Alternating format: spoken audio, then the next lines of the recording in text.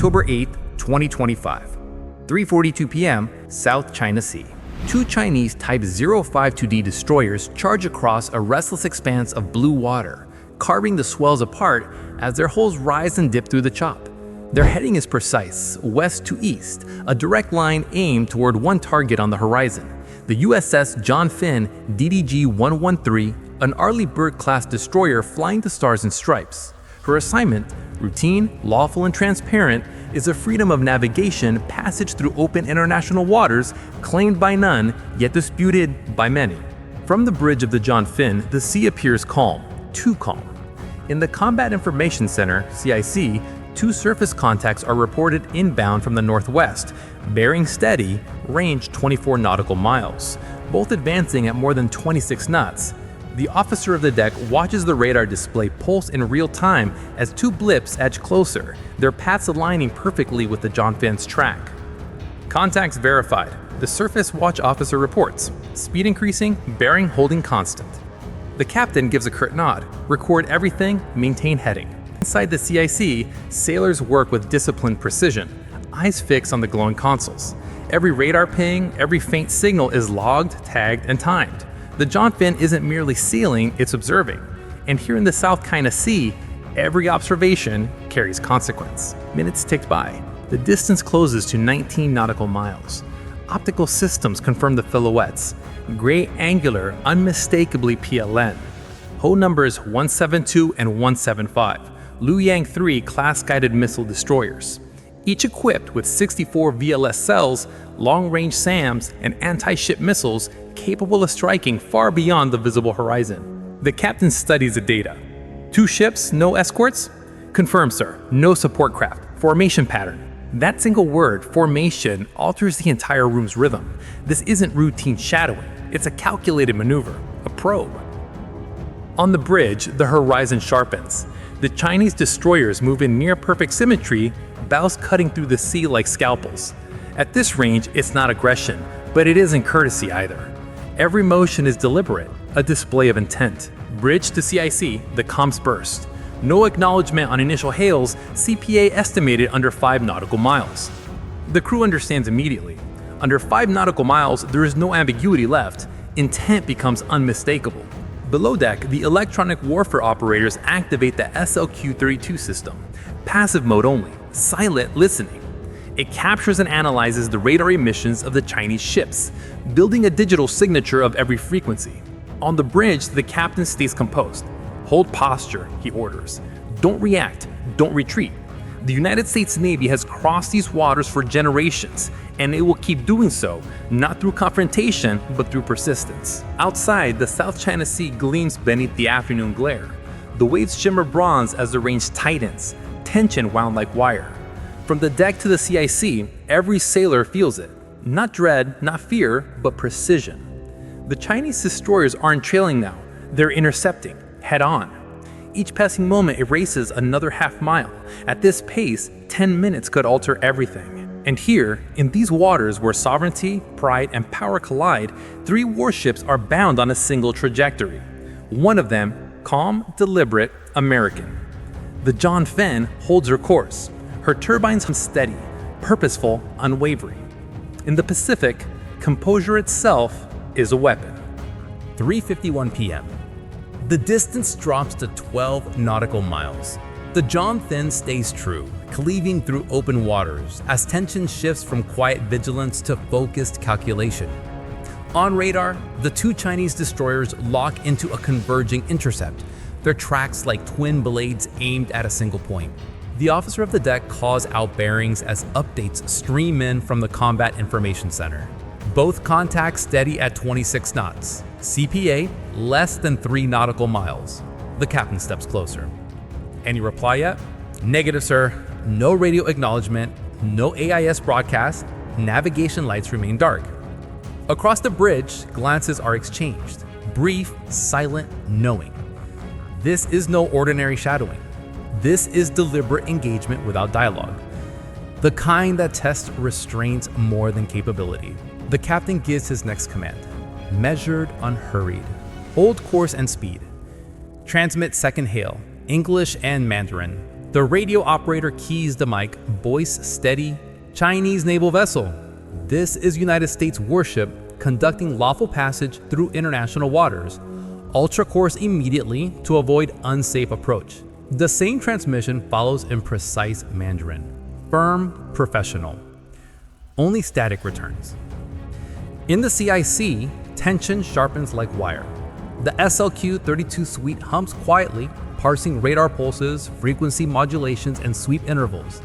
Every emission reveals something: range, bearing, or intent.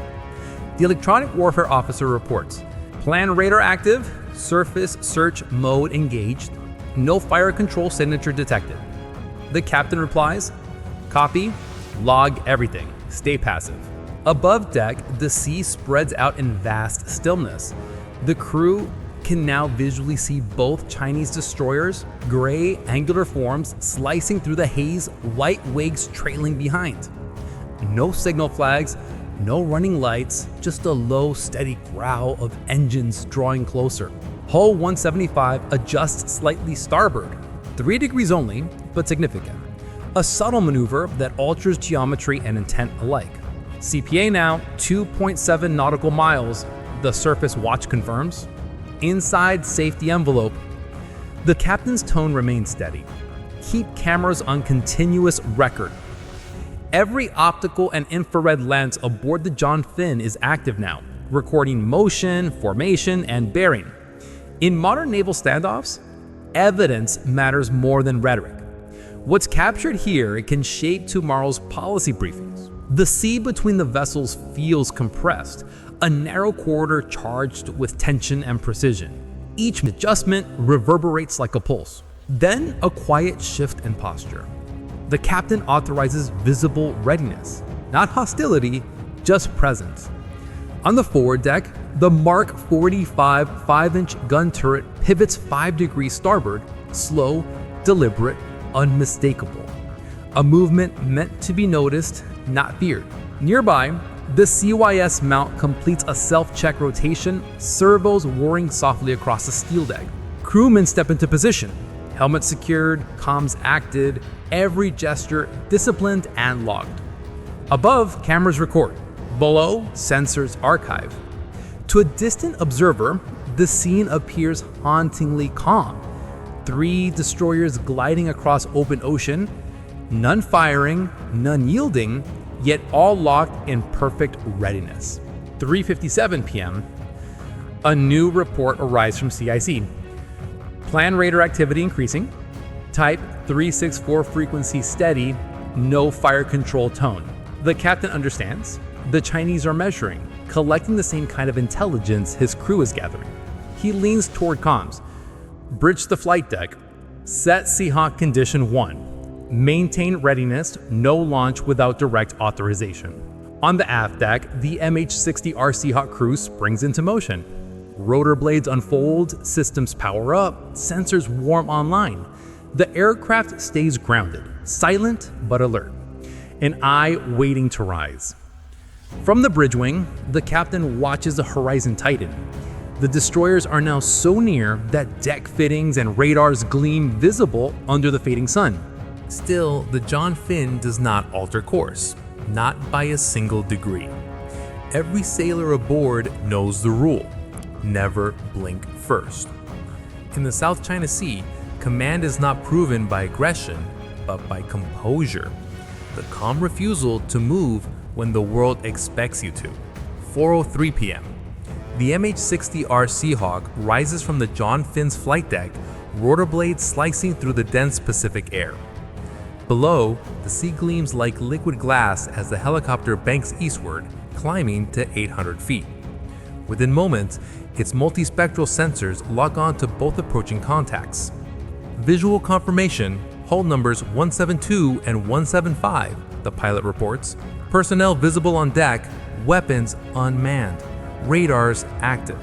Inside the Combat Information Center, a new live feed floods the main display. High-definition thermal imagery of the PLN destroyers. Every heat plume, every deck movement, every radar sweep is captured in detail.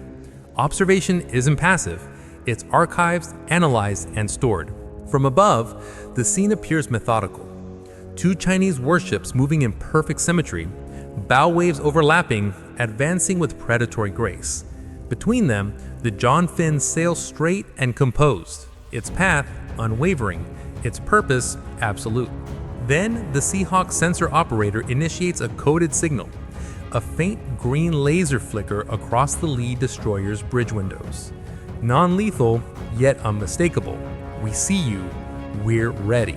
Moments later, the helicopter shifts its infrared beam towards a second ship, tracing the bold PLN insignia along the hull. Below, movement stirs. Chinese sailors step into view, binoculars raised, postures rigid. Their weapons remain dormant, but the air feels charged. Maintain lateral separation, 0.7 nautical miles, the tactical watch officer orders. All actions remain within ROE. This is modern deterrence, calm and precise. No warning flares, no provocative flyovers. Just silent surveillance that speaks louder than threats. 4:06 p.m. The Seahawk sensors detect a change.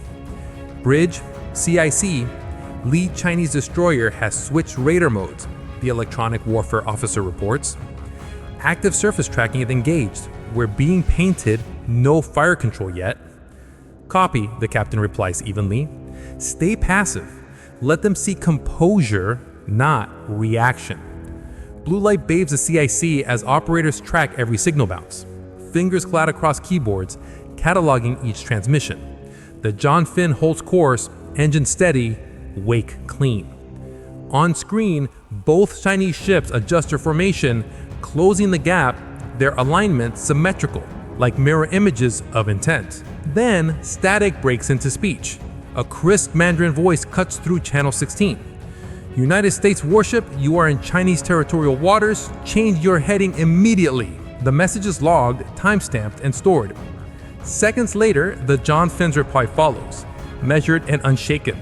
Chinese naval vessel, this is a United States warship operating lawfully in international waters under international law.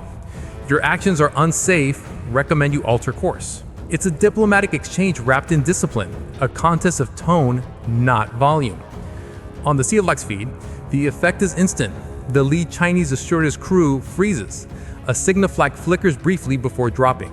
Engines hum lower, weight turbulence fades. One of the PLN ships throttles down. Slowly the range begins to open. Contact speed decreasing, the surface tracker confirms. CPA widening 3.2 nautical miles.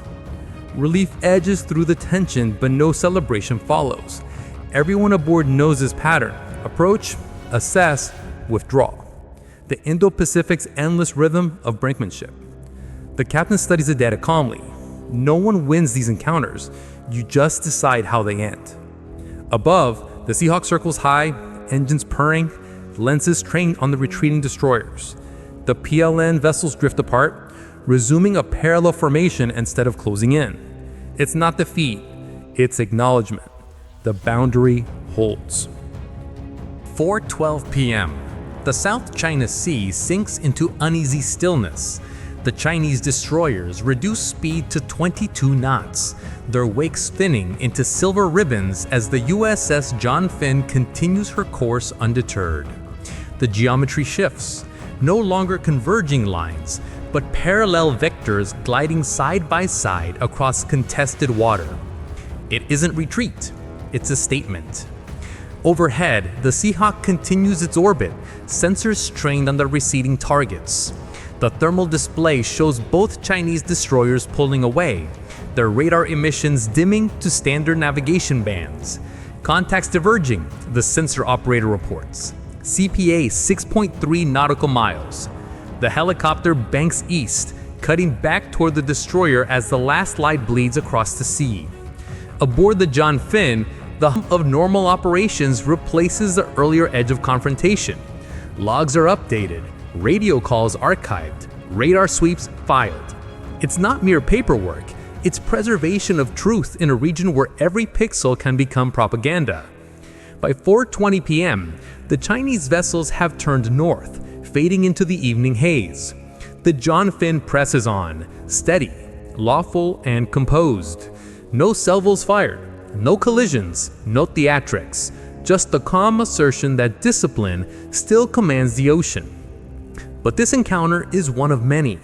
Across the South China Sea, such close calls have become routine. The People's Liberation Army Navy has increased its shadowing operations, tight, deliberate, and unblinking, testing how far the US will go to uphold the rules that govern open waters. Satellite intelligence now tracks near-daily PLN patrols sweeping the Paracel and Spratly Islands, often in coordination pairs of destroyers and frigates supported by maritime surveillance aircraft flying perilously low over international boundaries. The John Finn's captain steps out onto the bridge wing, eyes fixed on the fading horizon. The sky glows amber. The ocean breathes calm again. We didn't have to fire. That's the message. The camera drifts across the deck, the sailors steady at their stations, the stars and stripes catching the Pacific wind, the ship's silhouette framed in gold light. The meaning is unmistakable. Deterrence doesn't always thunder. Sometimes it simply endures. Because here, on the world's most contested waters, peace isn't the absence of confrontation. It's the endurance of resolve. And tonight that resolve sails forward, quiet, unwavering, and unbroken.